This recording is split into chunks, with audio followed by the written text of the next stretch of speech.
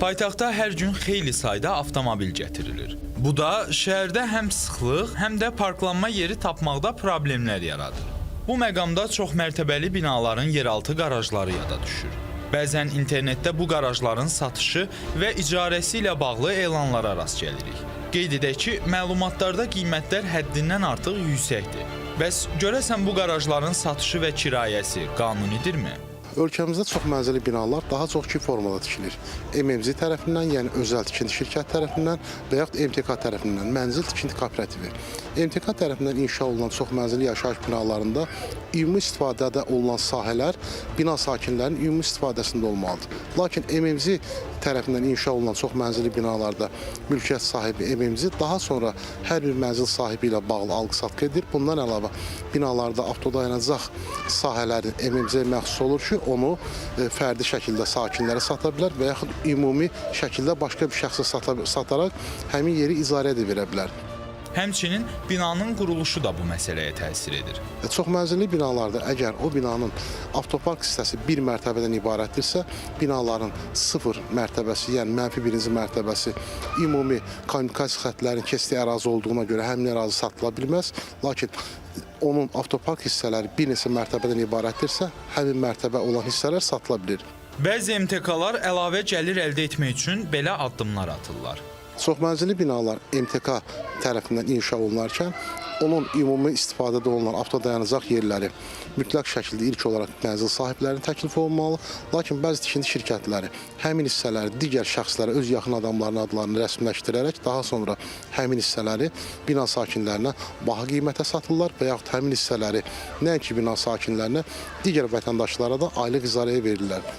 Bəs bu proses qanunla necə tənzimlənir? Daşınmaz əmlak üzərində konkret bir şəxsi mülkiyyət hüququ Mülki Məcəllənin 139-cu maddəsinə görə deməli mütləq dövlət reyestrində qeydə alınmalıdır. Əgər sənəd olmazsa, bu zaman alqı-satqı və icarə məsələlərində də problem yaranır.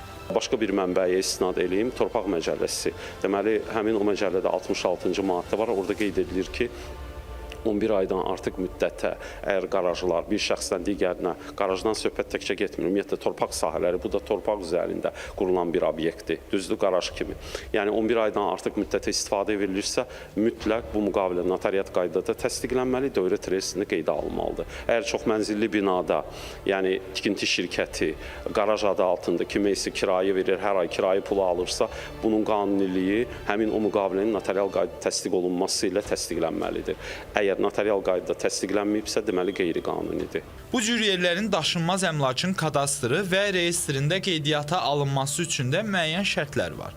Yeraltı dayanacaqlar binanın ümumi istifadəsində olan hissəsində yerləşirsə və binanın hüquq-mühənci sənədlərində, yəni istismara icazədə, layihədə, qeyri-yaşayış sahəsi kimi öz əksini tapmamışdırsa, həmin qeyri-yaşayış sahəsi üzərində hüquqların dövlət qeydiyyatına alınması nəzərdə tutulmur.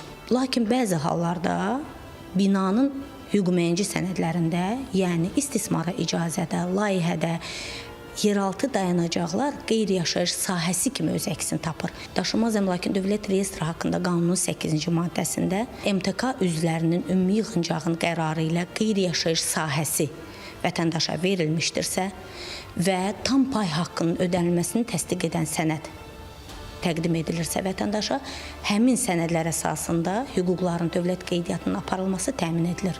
Hansı formada əldə edilməsindən asılı olmayaraq, bu qiymətə olan qarajlar insanların çoxunun maddi imkanlarına uyğun olmadığı üçün bina sakinləri avtomobillərini bəzən yolun kənarında saxlayırlar. Bu da sıxlıq və başqa problemlərin yaranmasına gətirib çıxarır.